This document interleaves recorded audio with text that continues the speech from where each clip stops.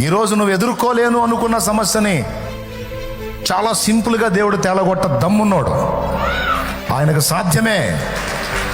నీ వల్ల కాదు అమ్మో అని నువ్వు అదురుపోయినటువంటి సమస్యని అలవోకగా నీ మీద నుంచి లేకుండా తొలగించే దమ్ము నా దేవుడికి ఉంది.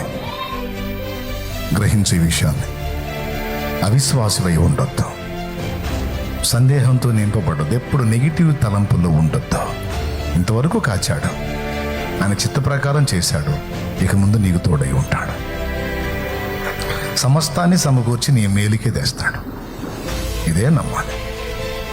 సమస్యను కాదు, దాని వెనక నీకు దేవుడు పంపించినటువంటి సరుకును చూడు. కొబ్బరికాయ వచ్చింది, ఎంత కఠినంగా ఉంటుంది.